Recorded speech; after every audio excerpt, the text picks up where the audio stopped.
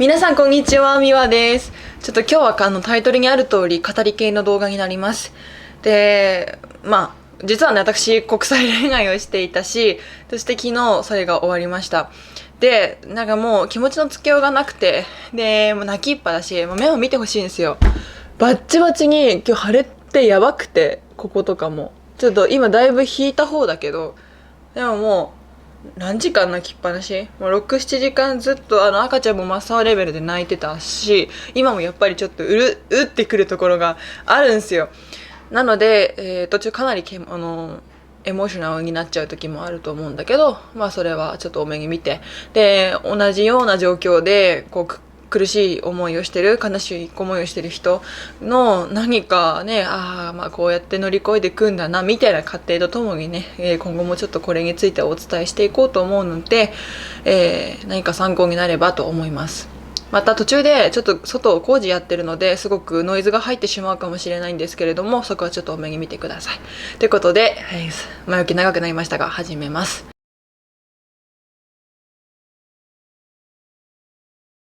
はい、実はね、この国際恋愛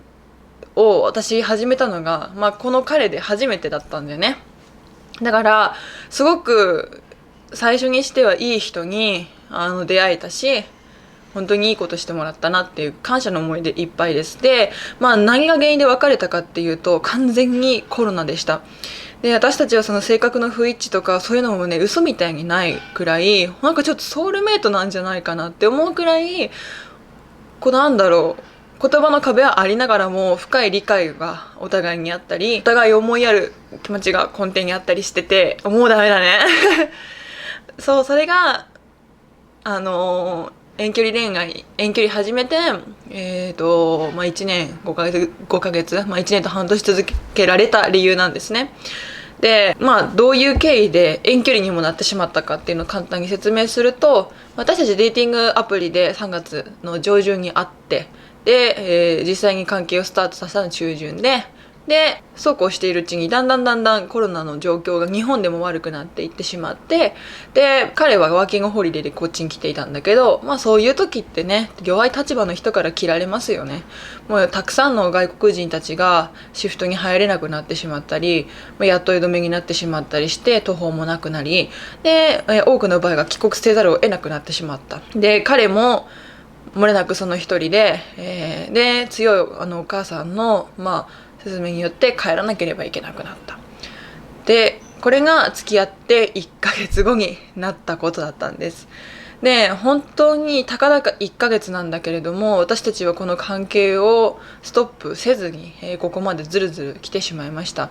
本来であれば、あの時にもう、線を引くべきだったかもしれません。というのも、あまりにもお互いが好きになりすぎてたし、ただただ今、本当に辛くなってるだけなので、悔しい。辛くなってるだけなので、本当になんか私今まで恋愛って自分が冷めて切ることが多かったのね、うまくいかないとかで。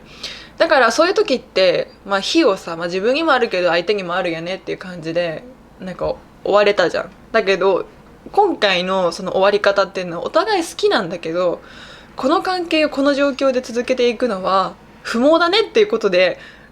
切らなきゃいけなかったんだよね。で、やっぱり、じゃあ好きだったら続けておけばいいじゃんっていう人もいると思うんだけど、やっぱり私自身も、なんだろう、お互いに見てる方向がちょっと違くて、お互いに何がしたいのかっていうのが、ちょっと今後も交わりそうにない気配がしていて、彼は、またね、いつか日本に来ることができたら東京で住んでワーホリデーを再開したいと思っている。ただ私は、学生を、うまくいけば、来年の3月に終わって4月からは社会人として働く。で、社会人として働いたら私は全国で勤務することになるので、もうおそらく東京にはいないっていうのが、自明なんですよね。で、そうした状況で彼が日本に来たとしても、やっぱり私たちって多分交わらないかなと思っています。で、彼自身もそういうふうに思っていて、で、そういう態度というのを私に示してきましたよね。好きとも言わなくなったし、ベイビーとも言わなくなった。私それも分かってたし、私も疑問に思いながら最後の方は関係を続けてました。これって本当にいいことなんだろうかって。ただ単にお互いに時間と若さを、食ってしまって、でもしかしたらこの関係がなければ本当のソウルメイトが向こうに見つかるかもしれないし、私も運命の人というのが本当に別の方にいるかもしれないと思って、そしたらお互いをなんとなく縛って不確かな未来に向かってべらぼうに貴重な時間だけを返上していくってことになるよねって。それが原因でちょっと一旦友達に戻ろうっていうことになりました。で、私は過去の経験から恋人から友達に戻れたケースが一個もないんですよ。大体絶縁しちゃうの。で、それはなんでかっていうと、気まずくなってとか、あと本当に向こうにイライラしすぎて、なんかうざすぎて黒歴史だと思って、なんかブロックするみたいなこともあったし、ブロックされることもあったし。なので、なんか正直友達として、私は平静を保っていられるのかって言ったらちょっとよくわからない。もうなんだろう、黒歴史に思うこととか向こうを責める気持ちってのは全くないんだけど、単純に友達としての割り切りができないのよ。本当になんだろう、きっといつかね、向こうに彼女ができることがあるかもしれない。そこにその隣にいるのが本来私であったはずなんだけど、コロナが原因で別れてる。で、きっと違う女がそこにいると思うんだよね。そしたら私、友人として心の底からおめでとうなんて絶対に思えないの。多分嫉妬に狂って死ぬと思うわけ。意外と私も嫉妬するから、惜しかったね。なんか手放すのがすごく惜しいと思ったし、この人とだったら何かこう一緒にね暮らしたりとかもしたかもしれないなってなんとなく思っていたし、向こうも本当に、深く私のことを愛してくれたので、すごく今辛いんですよね。恋人の時に掛け合ってた言葉がもうなくなってるわけで、2人の会話の中に。彼としては私は将来英語をなくしたくないっていう気持ちがあって、ずっとねコンタクト取り続けたいっていう意思が見えるんですよね。で、私もいい人だったから、もちろん今後もフラットに付き合えるように早くマインドセットしたいし、早く忘れたいし、早く立ち直りたいんですよね。たった1ヶ月、されど1ヶ月なんだけど、本当にそこで作った素晴らしい日々っていうのがあまりにも綺麗すぎて、あまりにもかけがえのなさすぎて、やっぱりどうしてもあの日に引き戻されてしまう。頑張って嫌いになろうとか、頑張って幻滅しようとかって思ってるんだけど、できるポイントが一個もなくて、だからやけくそになって、なんか出会い系アプリをもうダウンロードしたんだけど、マジプロフセッティング難しすぎてめんどくさすぎて全然進められてないしね。男は男で忘れるしかないとかって言いますけど、こういうメンタルで今探す時の男って大抵ろくでもないっていうのもそうだし、あとはきっと見つかったとしても相手に申し訳なくなるくらい元彼と比較してしまうんでしょうね。本当に私にとってはパズルのピースがはまるようにすごくピタッと、本当にそれこそ求めていた男性だったし、彼もまた私のことが本当にありえないくらい早くに好きになってくれて、けど、コロナ禍が引き起こした私たちのその超遠距離恋愛っていうのが、やっぱりその恋人らしいそのねフィジカルコンタクトじゃないけど、そういうのも不可能にさせるし、当然時差はあるし、何を考えてるのか日増しにちょっと分からなくなってきたり、私も私で不安に思うことが増えたりして、決定打になったのがお互いのその時間だよね。時間と将来に対する見方であって、次会う時は友達として会いましょうとはなってますけど、お互いにパートナーがいたらね。じゃあパートナー作らないでおいたらなんかまた彼女になれんのかなとかって思ったりもするけど、大数%しかないよね、可能性は。っていうくらい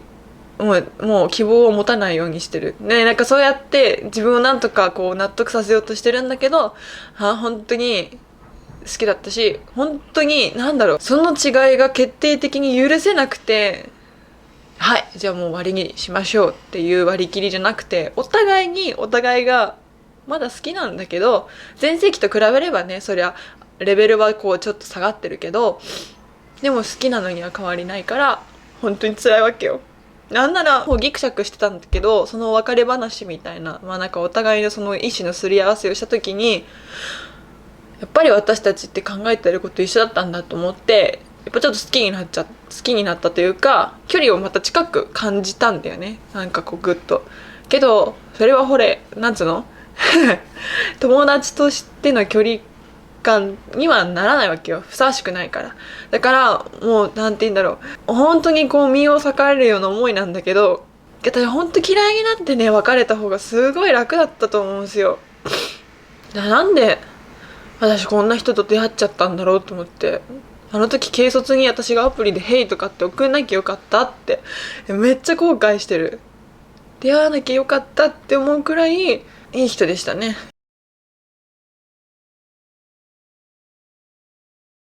そう、この気持ちの折り合いのつけどころっていうのが全く私の過去の恋愛には経験がないような感じだったので、どうやって立ち直っていくべきなのか、どうやって強くなればいいのか、本気でわからんすごく辛いっすねもうなんか昨日友達としてチャットをしてたけど、ちょっとあまりにも私きつくて心の整理もつかない間に、はい、じゃあ今から友達ね、はい、友達として頑張りましょうって、私も気丈に振る舞おうとしたんだけど、やっぱり不器用だからできなくて、なんかもう思い出しちゃって、いろいろ友達として付き合うとさ、時はこうだったのに今この人こうやって振る舞ってるって、それがまたもうより一層私をこうきつくさせるんだよね。だから本当に単純に辛すぎて、ちょっとごめんって、しばらくちょっとやめるっつって、立ち直る時間が本当に必要だし、あんたが大切に思ってくれてるのも知ってるけど、私ちょっと無理だから今ってなんかもうずっと泣いてんだよね、さっきからって。私が立ち直るまでメッセージしない。もう WhatsApp っていうアプリをね、ヨーロッパの人はよく使ってるので、私はそれを使ってたんですけど、ホームから削除し、で WhatsApp のあった位置に OK キューピットっていうアプリを入れて、血迷って確認しないように。